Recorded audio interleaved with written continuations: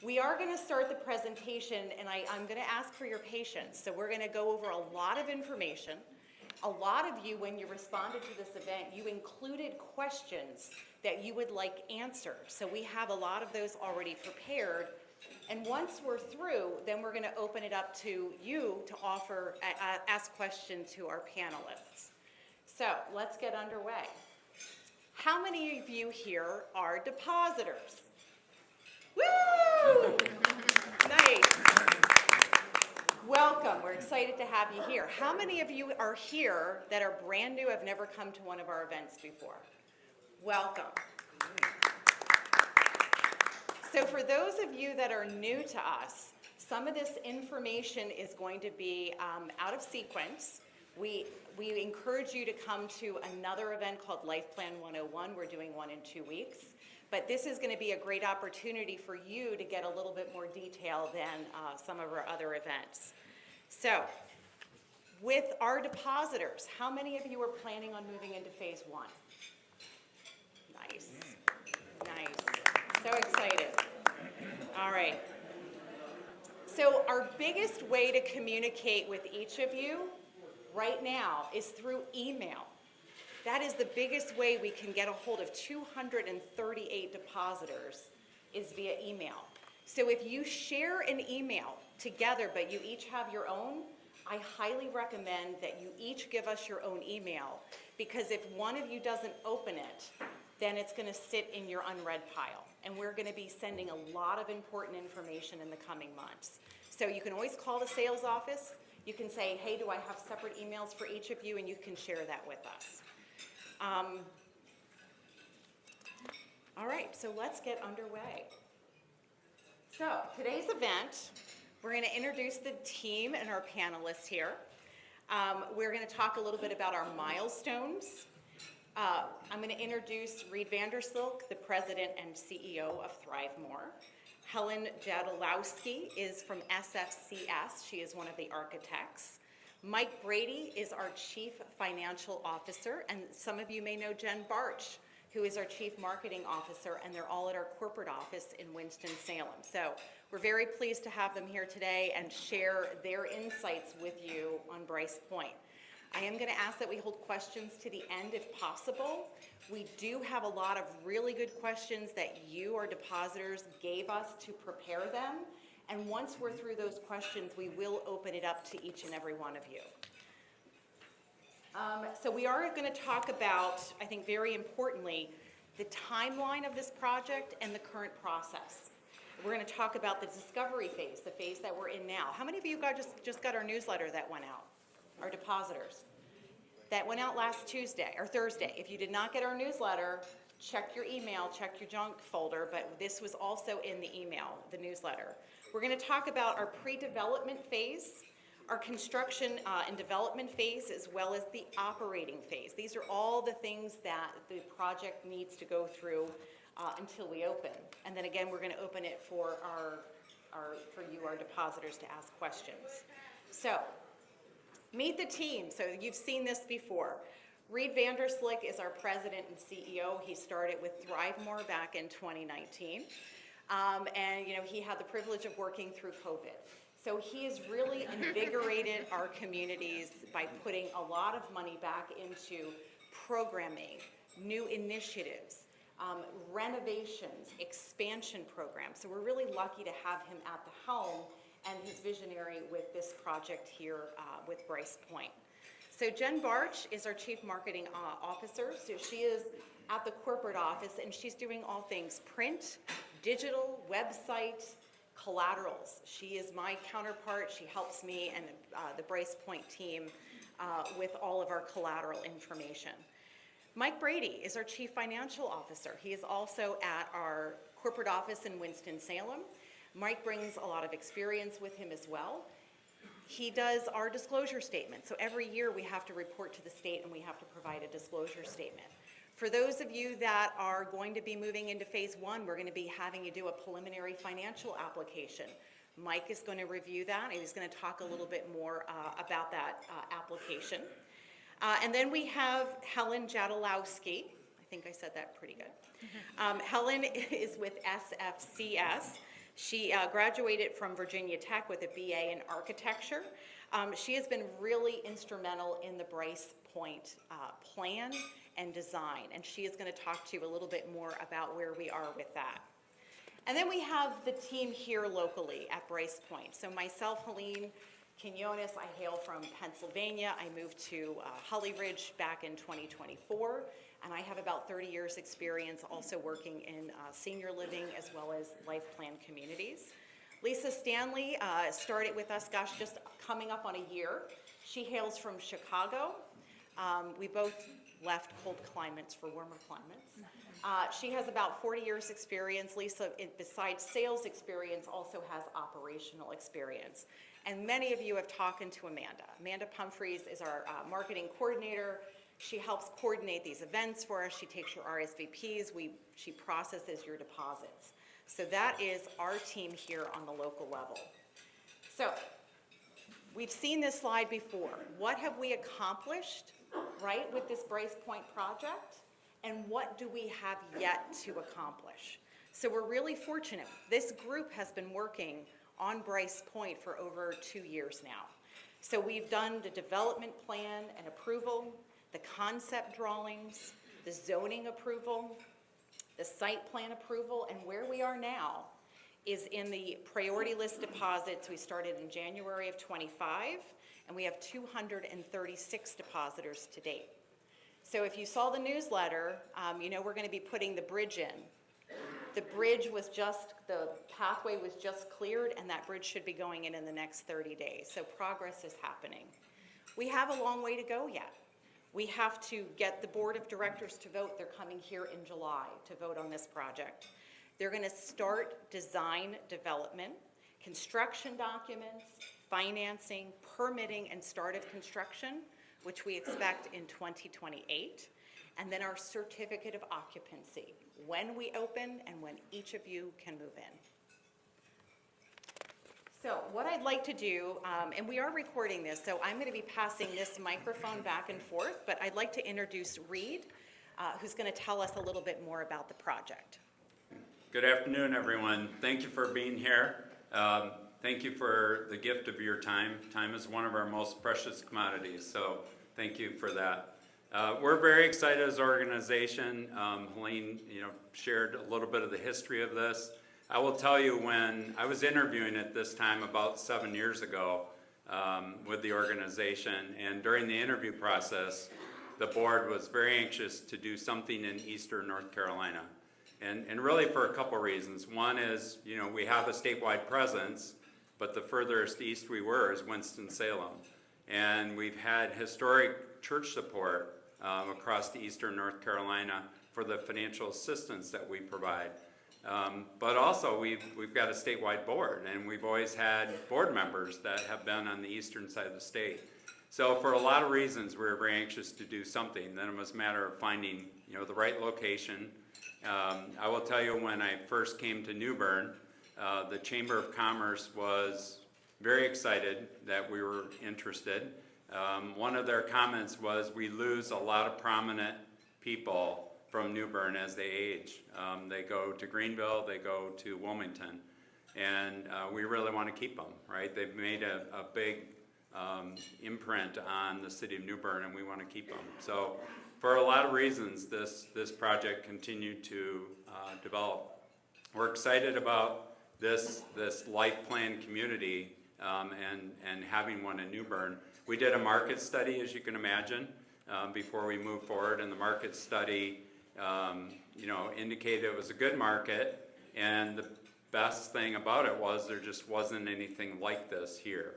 So we're very excited to bring this model, and we believe a lot in the model, and I will tell you the main reason is that as couples, we age at different rates, and we have the ability in our community, right, to accommodate everyone and keep couples together. And so we're very excited about that. We're excited about the impact on the community at large. There will certainly be job creation with this, and that's going to be great for the community at large, and reinvestment, really. And we want to be a trusted resource for everyone. So, thank you. Thanks, Reed. I want to introduce Helen Jedowlowski next. She's from SFCS Architects, and she can tell you a little bit more about the project. Thanks, Lean. Just a little bit about SFCS right now. So we are a national senior design firm, so we specialize in senior living. We do many projects across the United States, small to large, independent living, healthcare, assisted living, you name it. So we have over 100 years of experience in architecture and then 70 years of experience in the senior living field. So lots of, we're an all AE firm, so architecture, engineering, interiors, all under one roof. So that's a little bit about SFCS, and then for the Brice Point project, we've been working with ThriveMore since 2023, planning this project because it is a green site. There's a lot to do here. Site planning specifically, this is going to be a very walkable campus for residents. We're going to have a lot of sidewalks throughout the entire campus connecting parking to the buildings, as well as around the nice natural amenities like the lake. And then Helene also talked about the bridge over from Brice Point to this Carolina Colors Clubhouse. So there's a lot of connectivity there and a lot of it planned. And then easy access to the amenities like dining and the commons. We've centrally located that building on the campus to have easy access from residents all over on each side of campus can easily get to it. So that will be dining amenities, fitness amenities, so those are all centrally located. Residential design specifically, we went on several tours of New Bern while we were in the design process, wanting to understand what the style architecturally in the area is, and also the Carolina Colors community, which is next door to us. And we just really wanted to understand what the style was and also, help that inform the buildings here. As for the interior, the finishes are inspired by the natural beauty of the site. So there's a lot of biophilic design in there as well as natural colors.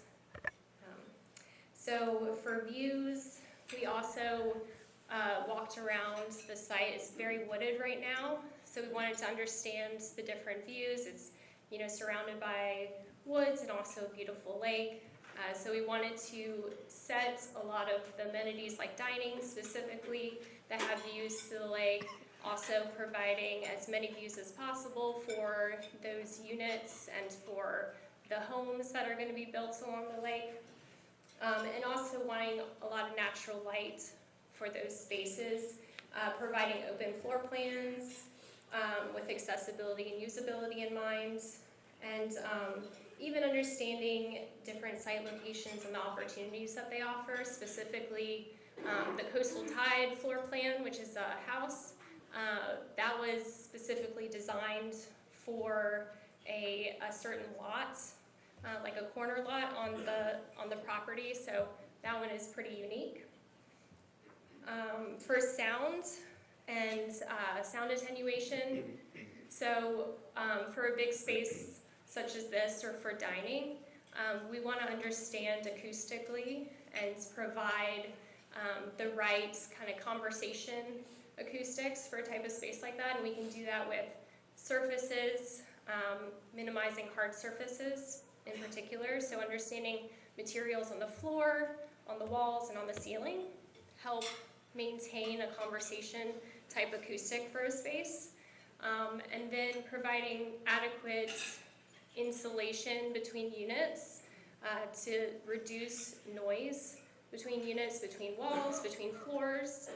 So that's really important. Let's see what else.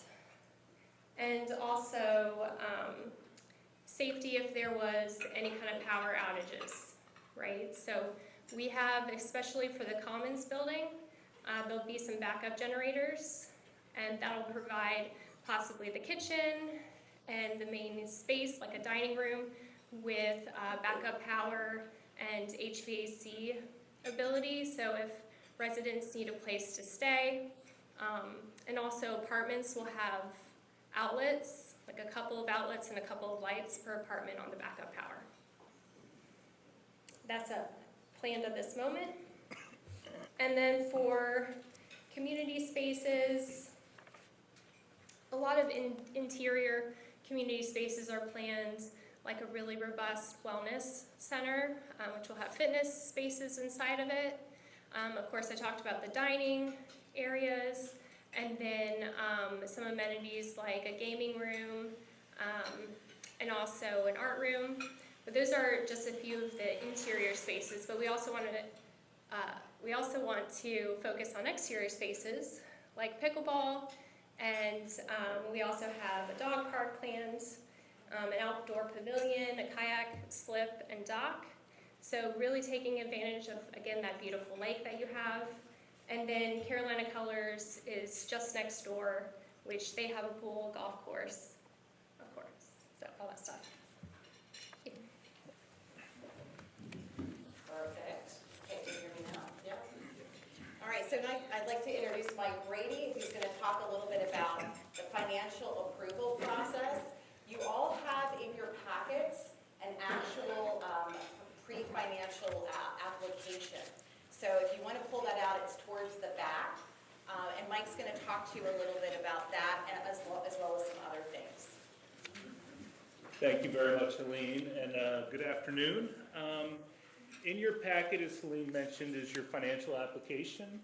We will need this for each couple that is applying to move into the Brice Point community. In short, the more information I have, the fewer questions I'm going to have.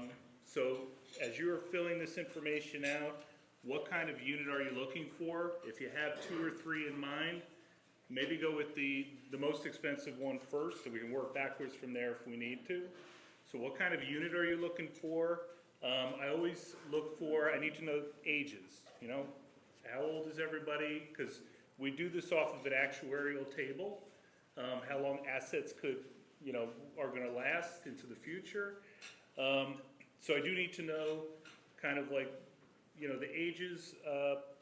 Also, each section, please fill it out completely. If you have Social Security, you have a pension, you have IRAs, you have bonds, you have bank accounts, list it all, okay? And if you're a husband and wife, just list it on one application, not necessarily both, okay? Because then I'm wondering if you're splitting your assets then. Just list it on the one application. If you list it all on the wife, on the husband's, you can say, see my wife's application, all right? So I can see all the financial data that's there. We're going to want to know also, you know, obviously I mentioned monthly income, total assets. We need your signature. Please sign the application after you're finished with it. But then also little things like, do you have long-term care insurance? If you have long-term care insurance, that is going to matter because we take that into account as we're looking at finances. If you are the beneficiary of a trust, okay, we see this one. Please list, like, are you the sole beneficiary or are there 8 other people who are the beneficiary of this trust? We'll need to know some of that. And the biggest one that we do run into sometimes if I have trouble is just make sure it's legible. A lot of times I'll get it and we're crossing things out, we're writing things in the margins. Just, we can give you an extra application if you need it. So that's not, but just as much financial information as we can get, as much background. Again, we're running this, we have an actuarial table that we run this through. Most of you have pre-qualified, I think, already. So it's really just us verifying at the end. We're going to want to be sure you don't come to us and all of a sudden, the year before you move in, you've given away 90% of your assets to your kids. It's like, well, you know, that's the kind of thing we're going to want to know. So, but overall, just very excited that you're all going to be moving into Brice Point. It's an exciting community. You've all seen the layout. There's a lot of steps to go, but it's a very exciting phase that we're in right now. But any kind of financial question, I'm happy to stay around afterwards and answer anything that you need. So, thank you. All right, so I want to talk about the timing. How is all of this going to play out? I think this is super important. This is a lot of the questions that you've been asking us, and we've heard you. So again, you have this in your packet, you can references. So a lot of this is from the North Carolina Department of Insurance website. These are the rules that we need to follow in order for Brice Point to actually be a viable community. So step one, discovery phase, that is where we are now. We are collecting $1,000 refundable deposits to gauge the interest for this project. And all of that is going to matter because it allows us to move forward with step two. So this deposit is refundable at any time.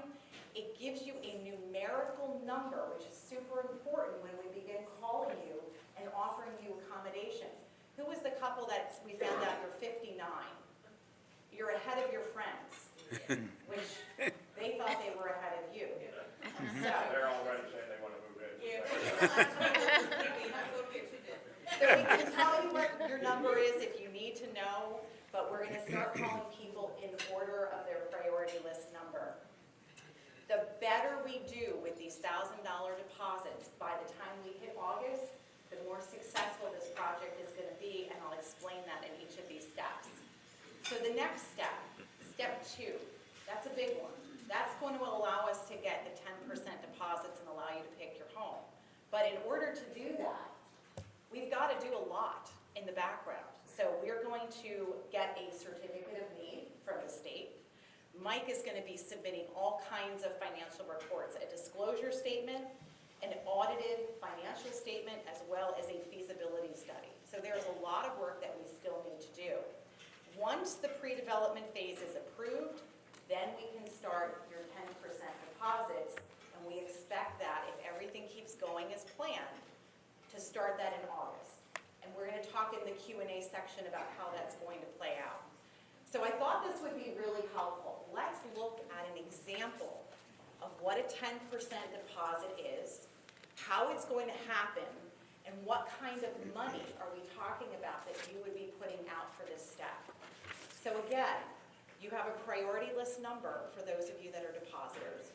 Depositor number 1, right back there, he's going to be called first. He's going to say yes or no, honey, we're going to take a home. If he says yes, which I'm hoping he does, he'll get to pick his floor plan, his location within the community, whether it's a villa by the water or an apartment by the water, and then he'll pay a 10% deposit. At that time, he's also going to complete what's called a binding reservation agreement. And that kind of spells out all of this step with the 10%. And we've enclosed a sample of this binding reservation agreement in your packet. It's from our community, Taylor Glen. Brice Point will be a hair different because we're not open. We don't actually have an actual community yet. But it will be very similar. So once we start developing that, we'll make sure that each of you get a copy. But that should give you a good baseline. You'll be able to select your home, like I mentioned, your type, and later on, you'll also pick your finishes. You'll get to customize your home, your flooring, your paint color, your finishes. So you will have packages designed for you for that. So when you select that home, you're going to give us a 10% deposit of the fee sheet of the entry fee that's posted. Now remember, right now we have a range. They're working very diligently in the, what is that called? You just went out of my head. Where you're eliminating things. Oh, the value engineering. Value engineering. Yeah. So they're looking at things, can we keep, are we going to merge, are we going to get rid of, because we're trying to keep this project within a certain budget. Once we get through that, we'll have one set entry fee per floor plan, so we'll know exactly what it's going to be. But the example that I'm giving you is the snowy egret. That's my favorite floor plan. So if you look up here, the entry fee, and I took the higher range, $695,864. That's the entry fee for one person. If you're a couple, you're going to add on the second entry fee. And right now, we're showing a range of either $15,000 or 20,000 for the second person. I assumed it would be 20.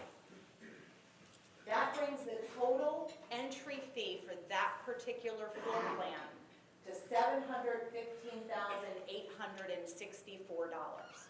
You are giving us 10% of that entry fee. And that is this number here, $71,586.40. So that is what you would do. The highest entry fee is $1.1 million. You would not be paying much over $110,000 as a 10% deposit for our biggest floor plan. So please understand that's what would be due when you select your home. So what if you select your home? You've given us your deposit. Things happen, right? Somebody has to back out for whatever reason. You're going to get the majority of your money back. And here's how that looks, and this is also listed in the binding reservation agreement. You paid us this entry fee here. We're going to keep 2% of that, because most likely all the finishes that you selected, the next person coming in is not going to like those.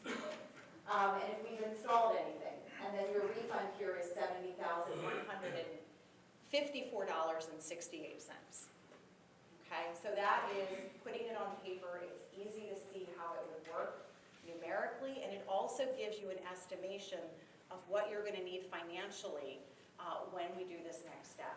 We do expect it could take us several months to get from depositor number 1 all the way up to, we hope, depositor number 300. So some people will say yes, we'll schedule appointments for you to come in and meet with the team, and then we'll keep moving on and so forth down the list. So let me finish the steps. So the next step is where we start the construction and the development. And let me back up. Phase 2, we can actually start doing some work on the actual ground itself, clearing trees. We can start grading and doing things like that, but we can't start building. We can only start building when we've sold 70% of the units in phase 1. How many units do we have in phase 1? 204. What is 70% of 204? 143. That's the magic number. That keeps this project moving. So why, again, are we looking for 300 priority list depositors? Because it will make us stronger going into this next step, right? If we don't hit this number, then it's we could not do the project. So I want to be very clear. But each and every one of you who raised your hand is looking forward to moving into phase 1. So tell your friends, tell your neighbors, get excitement about this project in the local community, and help us meet that number. So this is a requirement for the North Carolina Department of Insurance. Remember, we're an insurance model. We want to ensure the success of this project, and we want to ensure the safety of your funds. Step 4, we open our doors. We become an actual operating community. We've gotten our certificate of occupancy, and we are starting to move residents in. We will have a very orchestrated and oiled machine looking at moving in multiple people every day until we can get all 200 or 143 residents moved in.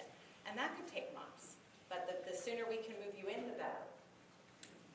So you all provided some really great questions to us. So what I'd like to do, if you're okay, is go through these questions that your audience provided to us. We'll go through these questions with our panelists. I'll have a few more slides, and then we're going to open it to you. So if you can bear with me. So these are the questions that you provided me. So what is the process for contacting depositors when unit selection begins? And Jen, did you want to answer that question? Sure. So as you can imagine, our goal is to have $300,000 depositors. If we contacted each and every one of those one at a time, it would take us a very long time to get to that 70% of sold. So our idea will be, we will email groups of 15 priority deposit members in order of your number, and we will be scheduling those 15 during a course of a week's time for you to come in and make your appointment and make your selections of your apartment or your home. and pay that 10% deposit. But prior to that, you will receive packets from us that will contain the actual binding reservation agreement and that financial pre-qualification application that will be needed for that phase of the project. Perfect, thanks, Jen. So let's say we call you, and you say, I'm not ready to move, I'm not gonna take a unit in phase 1, but I'm still interested in moving to Brice Point. Jen, can you address that question as well? Yes, we will hang on to your priority list number, and then as we go through and contact each 300 individuals, or 300 plus individuals, after we get through that list, say we've pre-sold 150 of the 204, we can go back through and see if maybe that's a better time, or if you really want to keep that number until phase 2. Perfect. And then the other part of that question is, how will I be contacted later? So I don't move into phase 1. How will I be contacted later when an apartment or villa becomes available? That's more of a standard operating wait list that we do at many of our communities. So as units turn over, we would contact individuals that have indicated they want that floor plan when it's available. And we imagine that because we're not going to have all 204 units pre-sold, that other people coming to us will be taking other units. Or maybe if you turn down phase 1 and come back to us a year later, there might still be a unit that you're interested in and can move to. So this is a great question for you, Reed, or Mike, actually. What is the reason we need to give a 10% deposit, and if the community won't open till 2030? Thank you, Helene. The reason we have to take a 10% deposit is it is a requirement of North Carolina Department of Insurance. And really what they're looking for is how serious are the people on the list. It's kind of like, are you willing to put a little bit of skin in the game so that they're sure we're going to go through financing and build a community, all of a sudden everybody's not backing out at the very end. And they go, well, it was not needed. So they're trying to guarantee, is this project needed within the community, and are people serious about moving in? Just to highlight, as far as your 10%, you say, well, if I'm going to give you 10%, what's my guarantee?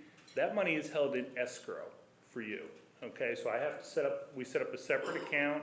It will be with your name on it, so that if you decide later, hey, I'm going to back out, I know exactly where those funds are. All right, so they're not going to get spent on day-to-day operations. They're not going to get blended with the rest of ThriveMore's income. But that's the reason behind the 10%. So the state is looking for some guarantees to be able to say, okay, people are serious about moving in. They want to see this project go forward. Perfect, thank you, Yep. Mike. Reed, this is a good question for you. What assurance can you give us that the project will move forward? Good question. Certainly, I can't give a guarantee, and it would be wrong if I did. But I will tell you, we've come a long way in this project, and our board is very energized by your interest and having something here in New Bern. So while I can't give a guarantee, I feel very comfortable. You know, we've done our market study. You know, the 230 some people of interest. I will tell you, while we've set our goal for 300, I will tell you, developers that do this for a living, they would be comfortable going forward at 250. So we're very close to that. So I think all signs point positive, but with no guarantees. Thank you. And Reed, I think this is another great question for you. So how will the amenities here at Carolina Colors work for the residents at Brice Point? So we're still working through the details with the HOA, but what we anticipate is that we have collectively as an organization, ThriveMore memberships here at Carolina Colors, not for golf, but everything else. And what that will allow you to do is if two of you want to go play pickleball, 2 of the 25 will, then go play pickleball. When we get all 25 are gone, then, someone would have to wait until somebody came back. But we would have 25 at any point in time to use the amenities. It's not a final, but it feels pretty comfortable. Perfect. I don't know who wants to answer this one, but when when will we have access to the contract to review?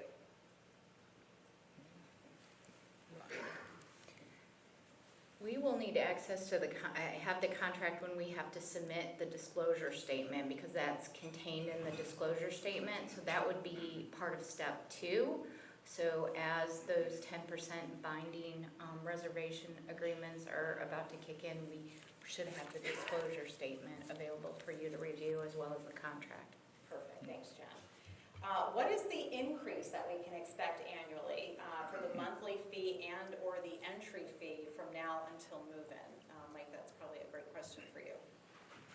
Yeah, so what I would project for the monthly fee, we try to hold it between, I will tell you, 3 to 6%. That's kind of an industry norm, what you would see on a monthly fee. Entry fees, I don't know if we, 3%. Probably about 3% increase on entry fees that we would see, and that's each year. Part of what I always tell each of the residents within each of our communities is you will see a monthly fee increase each year, okay? I never want to stand in front of you and say this year it's 1%, because all that means is in a couple of years I got to come back in front of you and say now it's 12%. And that to me isn't fair. So we try to do, like I said, somewhere between on a monthly fee, let's say a 3 to 6% average increase each year. And I think Well, it's, Yeah, one thing to add, Mike mentioned the entrance fees. If you make a 10% deposit of an entrance fee and pick out your home or apartment, that guarantees your entrance fee. So even if they go up 3 years down the road before we open, you're locked in your entrance fee at that amount. And I would just ask Mike, do you think it's fair to say, generally speaking, the entrance or the monthly fee increase is equivalent to inflation overall? We'll match inflation slightly, but we don't determine it solely based on inflation rates or what your Social Security may go up every year. It's not based on that. It could be based on what we're seeing in the market. Nursing care today, nursing expenses have shot up. That's just one of the most expensive industries we deal with. So it won't necessarily match dollar for dollar if that's what you're looking for. So we try to use a range. We try to remain within industry averages too. all right, one more page of questions before we wrap it up, and then we'll open questions for each of you.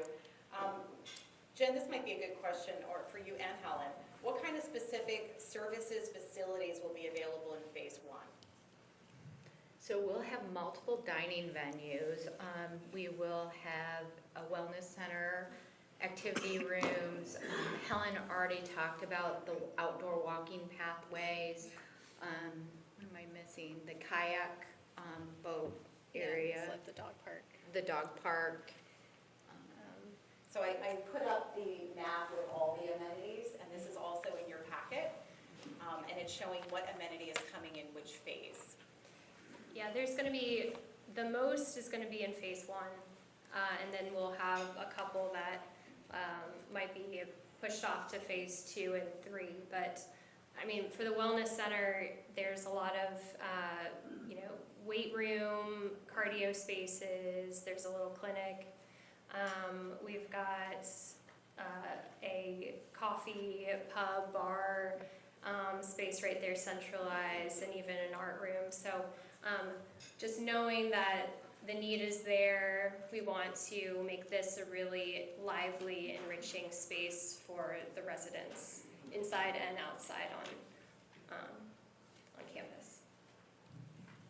And Jen or Mike, this question could be for either one of you. How are monthly fees affected when an resident moves from independent living to a higher level of care, such as skilled nursing or assisted living? I guess I drew the short straw here. So your monthly fee for independent living will be less than if you need to move to a higher level of care.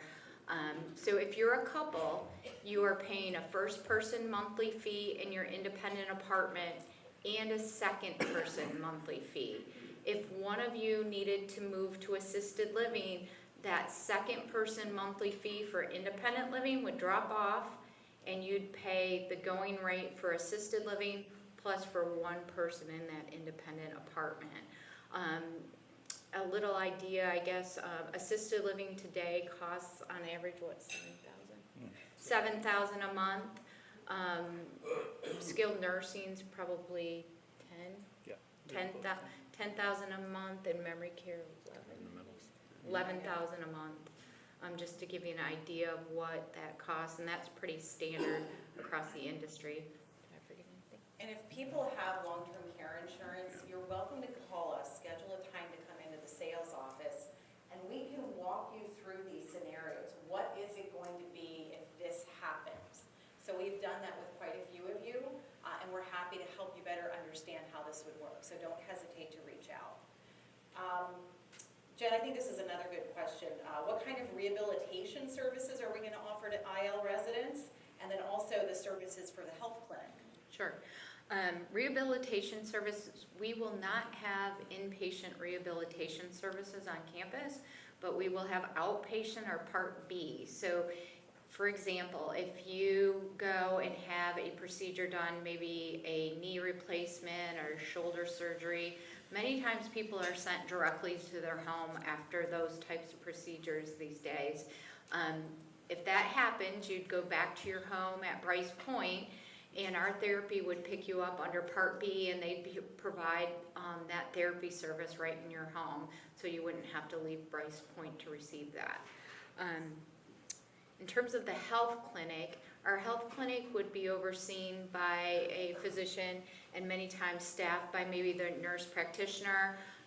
You could have a regular checkup visit at the clinic, blood pressure checks. We do lab draws at our communities, a variety of the basic services you would go to see your family doctor for. Perfect. Reed, how about what is the timing of phases 2 and 3? Because not all the amenities will be available in phase 1. Sure, and that's a challenging question, as you can imagine. I will tell you the factors that we put into it are, once we fill up, which we anticipate, near opening or shortly after we would be full, then how quickly does the wait list build? Because if the wait list is strong and we've got a growing demand, then we would move quicker to phase 2. If I had to put a time frame on, I would say probably 5 years, phase 2 would open, because think about right now, right? You got typically 2-3 years just in planning. So, strong demand, I would say 5 years. Okay. So Mike, what does it take for a financial application to get approved? So as far as the timing, you can imagine if I received 230 applications in one day, it's going to take a little while to get through these. What we're trying to work at internally, because this is obviously not our only campus where we will be approving application, it probably will take us up to a week. So if you can send your application in, I'll probably be back in touch with Helene within a week or so to say, yes, it's approved, you can move forward with this one, or no, here's the questions we have on this one. So again, this goes back to the more details we get on the financial application, the quicker that the process can go. But you can imagine, again, with all I ask for is a little patience, the amount of applications we're going to receive all at once, it's just going to take us a little time to get through all of those. So about a week, I would assume right now. Right, and this is an A+ class. Mike's not going to call me, right? And I would say, if you have questions about the financial application, please don't hesitate to pick up the phone and we will walk you through it so that you understand what we're looking for on paper. We want you to be clear so that Mike can just, right? All right, so how soon can a resident move from independent living to a higher level of care, such as assisted living or nursing care or memory care? So technically, one day. It rarely happens, but if we have somebody move in and the very next day they have a health issue and temporarily need to move into, or even permanently need to move, they can. All right, and last question that we have is the write-up. What influenced the design and the architecture of the community? Helen, I thought this is a perfect question. Yeah, perfect. I mentioned this a little bit earlier. I think what inspired us is being able to understand the architecture of this area and also understand how it fits in with Carolina colors nearby, also bringing in some coastal elements. I think all of that really informs the exterior design and just wanting it to be a really elegant and beautiful interior experience as well. Well, you guys have been a great audience. Thank you so much.